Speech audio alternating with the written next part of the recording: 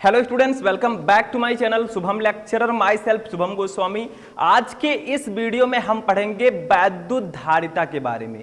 तो स्टूडेंट, जैसा कि हम 12th फिजिक्स के चैप्टर 2 स्थिर वैद्युत विभव तथा धारिता को पढ़ रहे थे, जिसमें हमारा नेक्स्ट टॉपिक है वैद्युत धारिता।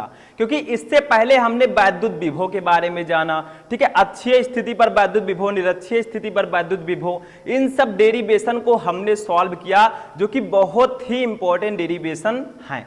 तो आज के इस वीडियो में हम पढ़ेंगे धारिता के बारे में, क्योंकि चैप्टर का नाम है स्थिर वैद्युत विभव तथा धारिता। तो वैद्युत विभव हमने पढ़ लिया, अब धारिता की तरफ चलते हैं। लेकिन धारिता पढ़ने से पहले आपको यह जानना बहुत जरूरी है कि भैया चालक क्या होते हैं, अचालक क्या होते हैं, विद्युत रोधी क्या होते हैं, यानी कि what is conductor and non conductor. तो ये तो आप हाई स्कूल से ही पढ़ते आ रहे हैं। चालक क्या होता है बताइए? जिनमें धारा का प्रवाह आसानी से हो सके। अचालक क्या होता है? जिनमें धारा का प्रवाह नहीं होता है, ठीक है, या फिर बहुत कम होता है। तो चलिए इसको सबसे पहले जानते हैं, फिर हम पढ़ेंगे धारिता को, फिर हम आगे ऐसे संधारित्र का सिद्धांत और भी बहुत सारी चीजें हम इसमें पढ़ेंगे, क्योंकि कोई भी टॉपिक हमें नहीं छोड़ना है। और अब की बार हमें फिजिक्स में 95% प्लस लाना है। परसेंट मैं कह रहा हूं, ठीक है, नंबर नहीं। तो चलिए वीडियो को स्टार्ट करते हैं। देखिए, सबसे पहला टॉपिक हमारा चालक तथा विद्युत रोधी अथवा परावैद्युत। इसे इंग्लिश में हम कहते हैं कंडक्टर्स एंड इंसुलेटर्स और डाई इलेक्ट्रिक। यानी कि चालक अलग चीज है और विद्युत रोधी और परावैद्युत दोनों सेम ही है, ठीक है। विद्युत रोधी का मतलब जिसमें धारा का प्रवाह संभव ना हो, ठीक, अभी मैं आगे बताऊंगा। तो सबसे पहले पढ़ते हैं चालक के बारे में, ठीक, चालक क्या होता है। तो देखिए, चालक किसे कहते हैं, बहुत ही इंपॉर्टेंट है, ठीक है। तो चालक किसे कहते हैं? वे पदार्थ, इसमें डेफिनेशन थोड़ा दूसरी तरह से लिखा है, आप लोग मैनेज कर लीजिएगा। देखिए, वे पदार्थ जिनमें बाह्य वैद्युत क्षेत्र लगाने पर बहुत अधिक आवेश वाहक गतिमान हो जाते हैं, चालक कहलाते हैं। ये दूसरा डेफिनेशन है। एक डेफिनेशन आप कह सकते हैं कि ऐसे पदार्थ जिनमें धारा का प्रवाह बहुत ही आसानी से होता है, वो चालक कहलाते हैं, ठीक है। पहला डेफिनेशन समझ में आ गया। दूसरा डेफिनेशन समझिए, बहुत इंपॉर्टेंट है, हमारे डेली लाइफ में यूज होता है भैया, ठीक है। देखिए, वे पदार्थ जिनमें बाह्य वैद्युत क्षेत्र लगाने पर बहुत अधिक आवेश वाहक गतिमान हो जाते हैं, वे चालक कहलाते हैं। अब वैद्युत क्षेत्र कहां उत्पन्न होता है? जहां पर वैद्युत आवेश होते हैं। जैसे मान लीजिए हम एक वायर ले लेते हैं, तार, ठीक है।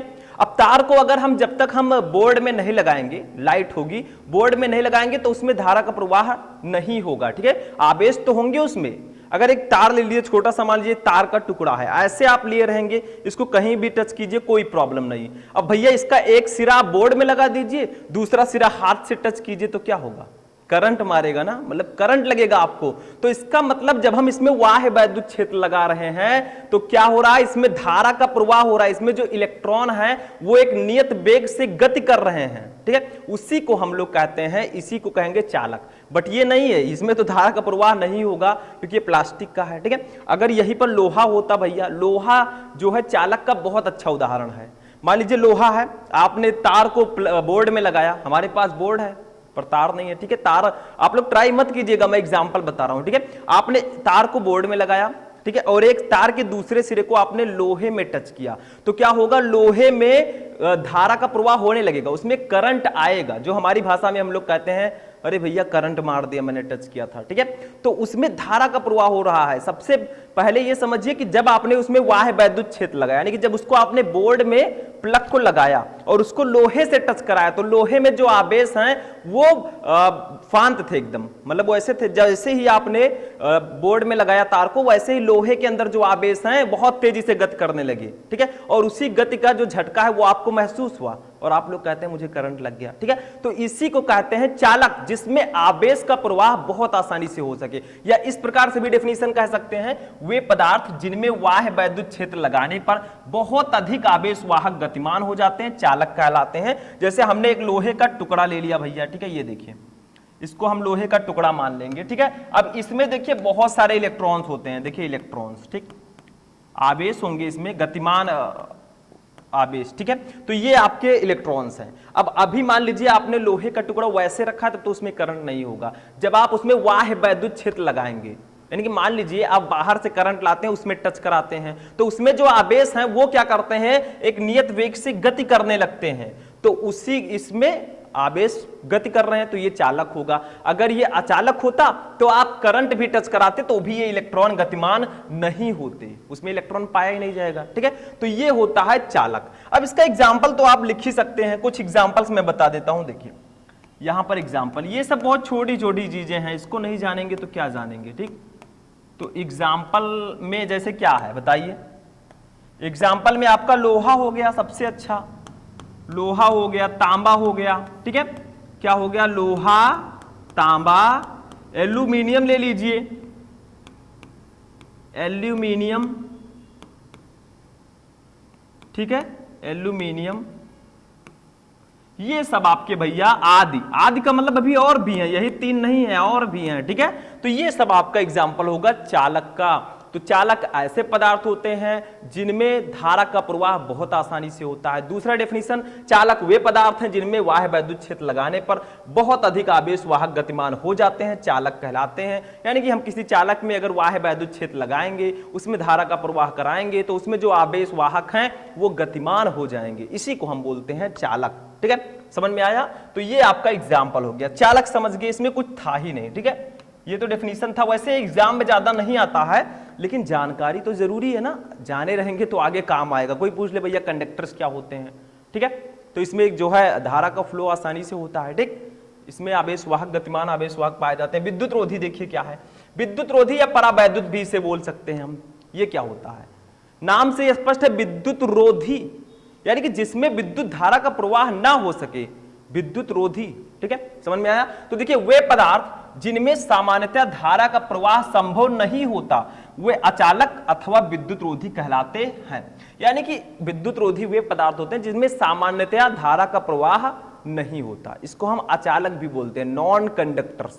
ठीक है, 2 नाम है इसके। आगे देखिए, अचालकों में मुक्त आवेश वाहक नहीं होते। देखिए चालक में मुक्त आवेश वाहक होते हैं, जबकि अचालक जो होते हैं उनमें मुक्त आवेश वाहक नहीं होते, और जब मुक्त आवेश वाहक नहीं होंगे तो उनमें धारा का प्रवाह संभव नहीं होगा। ठीक है, तो ये रीजन है। कोई पूछे भैया विद्युत रोधी क्या होता है, तो आपने बता दिया विद्युत रोधी वे पदार्थ होते हैं जिनमें धारा का प्रवाह संभव नहीं होता। अब कोई पूछे क्यों संभव नहीं होता, तब क्या कहोगे, तो आपको कहना है क्योंकि इसमें मुक्त आवेश वाहक नहीं होते हैं। जब तक आवेश वाहक नहीं होंगे तब तक आवेश चलेगा नहीं। ठीक है, चाहे जितना आप बाहरी वैद्युत क्षेत्र लगा दें। ठीक, इसका एग्जाम्पल बताइए जल्दी से।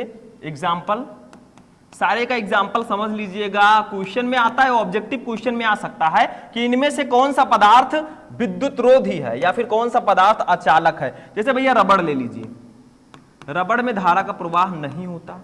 ठीक है, कांच ले लीजिए, कांच में भी धारा का प्रवाह नहीं होता।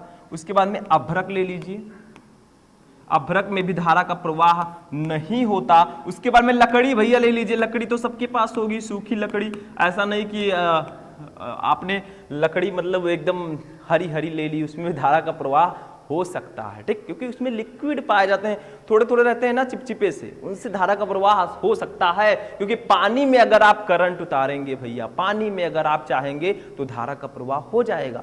तो जो हरे होते हैं, मान लीजिए हरा कोई आपने ले लिया लकड़ी, अब उसमें भैया लिक्विड पाए जाते हैं। ठीक है, तो वो धारा का प्रवाह कर सकते हैं, होता है ऐसा। ठीक है, तो रबड़, कांच, अभ्रक, लकड़ी, कागज, कागज हो गया। ठीक है, उसके बाद में और भी एग्जाम्पल है, जैसे शुष्क वायु, शुष्क वायु में भी धारा का प्रवाह नहीं होता है, शुष्क वायु। ठीक है, आदि ये सब होते हैं आपके अचालक। यानी कि विद्युत रोधी क्या होते हैं, वे पदार्थ जिनमें सामान्यतया धारा का प्रवाह नहीं होता है या संभव नहीं होता, वे अचालक अथवा विद्युत रोधी कहलाते हैं। अचालकों में मुक्त आवेश वाहक नहीं होते। एग्जाम्पल मैंने आपको बताया, रबड़, कांच, अभ्रक, लकड़ी, कागज, शुष्क वायु आदि। ठीक है, ये सब होते हैं हमारे अचालक या विद्युत रोधी। तो हमने जाना कि चालक क्या होता है, अचालक या विद्युत रोधी क्या होता है। अब हम आएंगे अपने इंपॉर्टेंट टॉपिक पर जो कि है वैद्युत धारिता। ठीक है, उसको जानेंगे क्योंकि ये टॉपिक बहुत ज्यादा इंपॉर्टेंट है। ठीक है, तो चलिए आगे बढ़ते हैं, इसको नोट कर लीजिए। नोट हो गया स्टूडेंट, चलिए आगे बढ़ते हैं। अब देखिए हमारा जो नेक्स्ट टॉपिक है वो है वैद्युत धारिता। ठीक है, वैद्युत धारिता क्या होता है, इसे इंग्लिश में हम क्या बोलेंगे, इसे इंग्लिश में हम बोलते हैं इलेक्ट्रिकल कैपेसिटेंस। ठीक है, विद्युत धारिता क्या होती है, बहुत ही सिंपल सा टॉपिक है। ठीक है, बस समझने का प्रयास कीजिए। फिजिक्स अगर आप अच्छे से समझ गए तो आप लोग कुछ भी कर सकते हैं। देखिए सबसे पहले देखिए, किसी चालक की वैद्युत धारिता उस चालक की वैद्युत आवेश के संग्रहण करने की क्षमता की माप होती है। यानी कि किसी चालक की जो वैद्युत धारिता होती है वो उस चालक के आवेशों के संग्रहण करने की क्षमता की माप होती है। यानी कि कोई चालक कितना आवेश संग्रहित कर सकता है, अपने अंदर रख सकता है, वही उस चालक की वैद्युत धारिता कहलाएगी। ठीक है, जैसे कोई बर्तन है, हम उसमें कितना पानी रख सकते हैं, जितना ज्यादा पानी हम उसमें रख सकते हैं वही उस बर्तन की वैद्युत धारिता कहलाएगी। मतलब एक एग्जांपल मैं समझा रहा हूं ताकि समझ में आए। ठीक, समझ में आया? तो धारिता क्या होती है? किसी चालक की वैद्युत धारिता उस चालक के वैद्युत आवेश के संग्रहण करने की क्षमता की माप होती है। यानी कि चालक जितना ज्यादा आवेश उसमें संग्रहित कर सकता है उतनी ही ज्यादा उसकी धारिता होगी।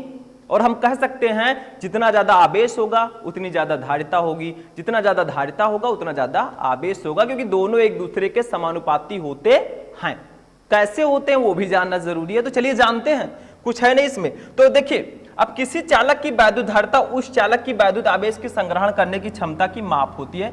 जैसे मान लीजिए भैया ये हमारा एक चालक है, ठीक है, ये एक चालक है। अब इस चालक में कितना ज्यादा आवेश हम रख सकते हैं? देखिए ये कितना ज्यादा आवेश रख सकते हैं, ये इसकी धारिता होगी। ठीक है, जितना आवेश हम रख पाएंगे। मान लीजिए भैया इतने ही साइज का एक और चालक है, देखिए सेम साइज का एक और चालक है। भाई थोड़ा छोटा बड़ा हो सकता है, ठीक है, आप लोग मैनेज कर लीजिएगा। अब इसमें मान लीजिए ज्यादा आवेश रख सकते हैं हम, ऐसे ऐसे कर दिया, सेम साइज है, ये ऐसे ऐसे तमाम सारे आवेश हैं भैया इसमें।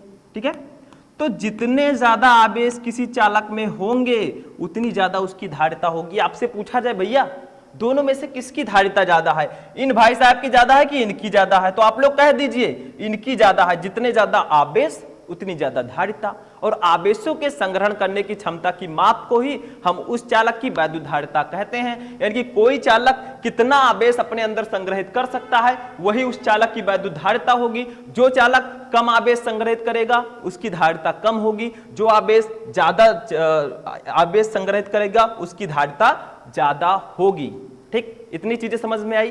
अब भैया ये तो एक डेफिनेशन हो गया कि हाँ कैसे समझें, बट इसका डेफिनेशन और भी है जिससे हम फॉर्मूला निकालेंगे, क्योंकि फॉर्मूला भी जानना जरूरी है, धारिता का फॉर्मूला। ठीक है, तो कैसे लिखेंगे? देखिए लिखेंगे किसी चालक की, एक डेफिनेशन लिखिए आप लोग, किसी चालक की वैद्युत धारिता, वैद्युत धारिता। ठीक है, तो किसी चालक की वैद्युत धारिता, चालक को दिए गए आवेश, चालक को दिए गए आवेश, आवेश को भैया थोड़ा हाईलाइट कर देंगे क्योंकि मेन पॉइंट है आवेश। आवेश को हम लोग डिनोट करते हैं क्यों से, किससे डिनोट करते हैं जल्दी बताइए, शुरू से ही मैं पढ़ाते आ रहा हूं, जो नहीं पढ़ेगा आगे नहीं बढ़ेगा। ठीक है, तो आवेश क्यों, ठीक है, तथा चालक के,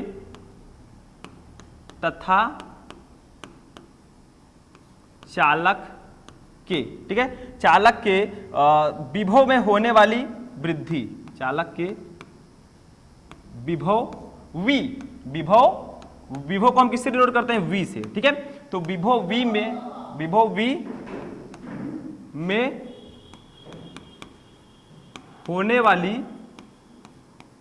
होने वाली वृद्धि के अनुपात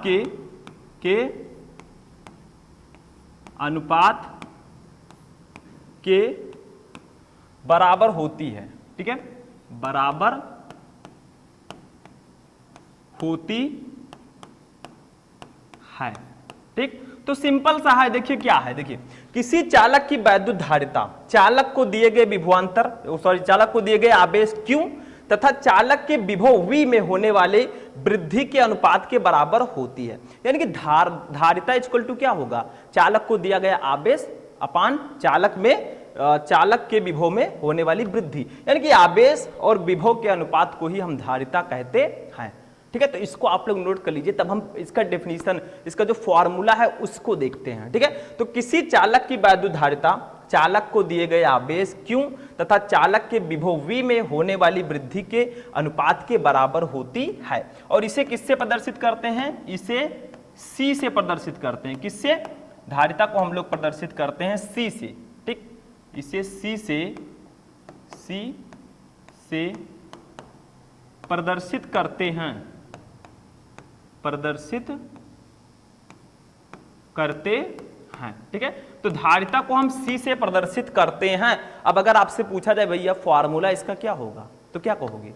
C = Q/V, यानी कि चालक को दिए गए आवेश Q, जितने आवेश हैं चालक में उसको दिए गए आवेश Q तथा चालक के विभव में होने वाली वृद्धि V, इसी के अनुपात के बराबर होती है हमारी धारिता।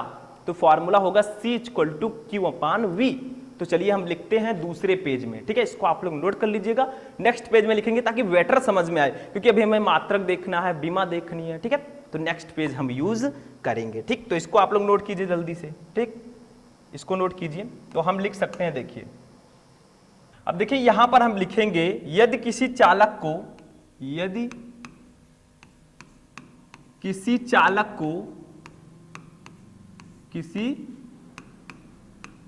को क्यों आवेश देने पर, ठीक है, क्यों आवेश देने पर, मान लीजिए चालक को हमने क्यों आवेश दिया, ठीक है, आवेश देने पर उसके विभव में भी वृद्धि हो, उसके विभव में भी वृद्धि हो, ठीक है, भी वृद्धि हो। तो देखिए यहां पर एक चीज और समझ लीजिए, फॉर्मूला तो हमारा वही आएगा C = Q/V, लेकिन यहां पर एक चीज और समझिए, जो हमारा आवेश होता है, ठीक है, क्यों समानुपाती आवेश जो होता है वो विभवांतर के समानुपाती होता है। क्यों अनुक्रमानुपाती या समानुपाती भी आप बोल सकते हैं, V।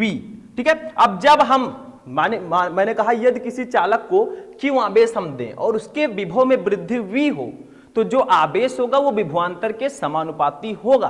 और जो मैंने आपको बताया था C = Q/V, अभी वही यहां पर आएगा। अब देखिए यहां पर Q को हम Q ही रहने देंगे, जब इस समानुपाती के चिन्ह को हटाएंगे तो बराबर लगेगा, और जब बराबर लगेगा भैया तो यहां पर आएगा C, एक नियतांक जुड़ जाएगा C, और V हमारा V ही रहेगा। ठीक है, तो Q = हमारा हो जाएगा CV, और ये हो जाएगा हमारा फॉर्मूला आवेश का। ये फॉर्मूला याद रखिएगा। अब यहां से हम देखिए C क्या है, यहां पर C जो है वो है धारिता, चालक की धारिता। ठीक है, धारिता भी आप लिख सकते हैं, धारिता।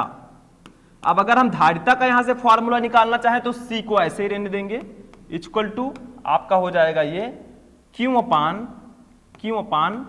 ठीक है, हो गया C = Q/V। अब ये हमारा हो जाएगा धारिता का फॉर्मूला। किसका फॉर्मूला? धारिता का। ठीक, तो ये इस प्रकार से आप समझेंगे कि यदि किसी चालक को क्यों आवेश देने पर उसके विभव में वृद्धि V हो, तो आवेश जो है वो विभव के अनुक्रमानुपाती होगा, और जब हम अनुक्रमानुपाती के चिन्ह को हटाएंगे, बराबर लगाएंगे, तो यहां एक नियतांक जुड़ेगा C, और C है हमारी धारिता।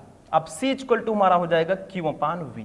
अब यहां पर एक दो चीजें और आपको समझनी है। C एक नियतांक है जिसको हम लोग धारिता कहते हैं। ठीक, अब इसको मैं इरेज करता हूं, इसका मात्रक हम समझते हैं, क्योंकि मात्रक भी जानना बेहद ज्यादा जरूरी है। ठीक है, तो मात्रक क्या होगा सबको पता होगा, सिंपल सा मात्रक है इसका। ठीक, मात्रक, तो मात्रक इसका हो जाएगा, देखिए क्यों है आवेश, आवेश का मात्रक होता है कूलाम।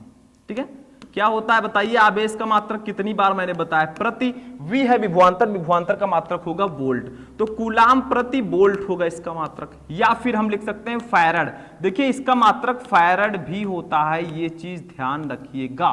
ठीक है, जो धारिता होती है इसका मात्रक फैरड भी होता है।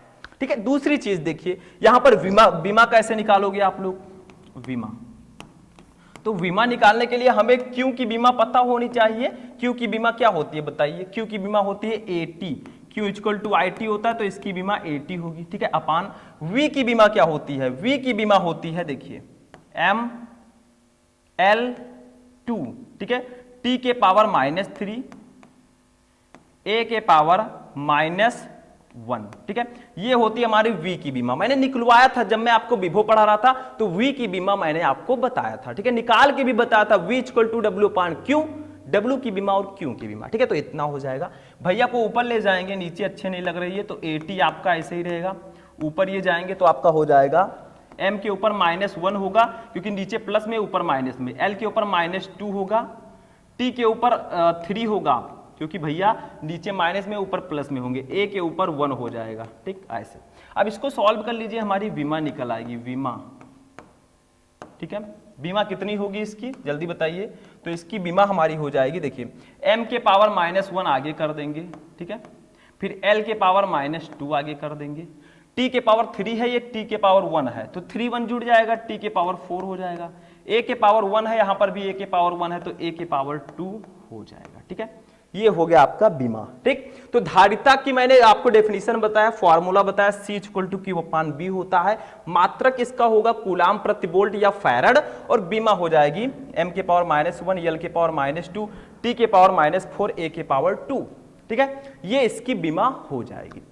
अब इतना आप नोट कर लीजिए, फिर 2-3 पॉइंट और छोटे छोटे हम जानते हैं, ठीक है। पहले इसको नोट कीजिए, जल्दी से नोट कर लीजिए, इसको मैं इरेज कर रहा हूं, बीमा आप लोग यहीं से नोट कर लीजिएगा, ठीक है। अब 1-2 चीजें और हम समझेंगे जो जरूरी है जानना। देखिए बहुत सारी चीजें न्यूमेरिकल जब आप लगाएंगे तो आपसे कहा जाएगा 1 माइक्रोफैरड, 1 माइक्रोफैरड,